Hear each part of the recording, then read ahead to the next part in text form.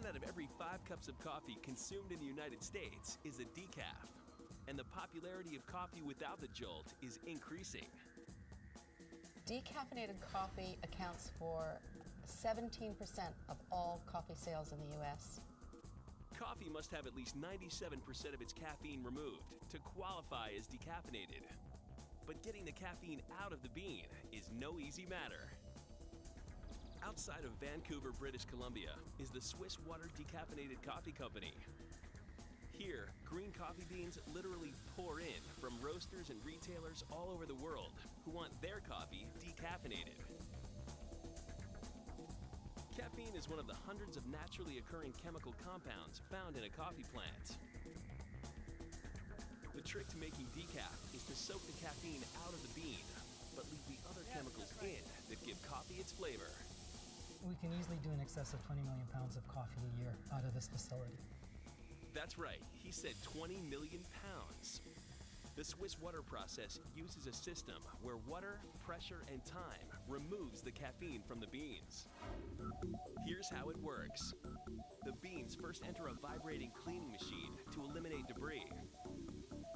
Then they begin a 5-story ride through a maze of pneumatic blue tubes.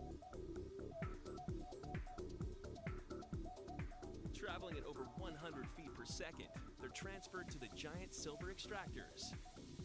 This is where the caffeine will be soaked out of the beans. Each extractor tank can hold a ton of green coffee beans. As you can see on the top of the extractors, we have a lot of valves that are automatically controlled in order to ensure that we remove the exact amount of caffeine that we're required to take out and to preserve the flavor of the coffee.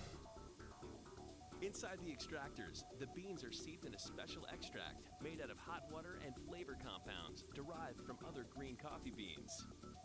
Since there is no caffeine in the extract, the caffeine in the beans readily dissolves out.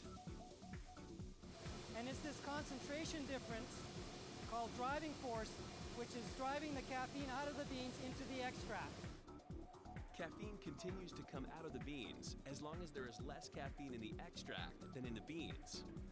To ensure this difference, the extract is constantly filtered through activated carbon filters to remove the caffeine.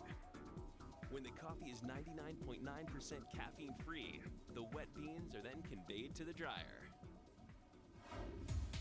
The decaffeinated beans are then bagged up and sent to roasters around the world.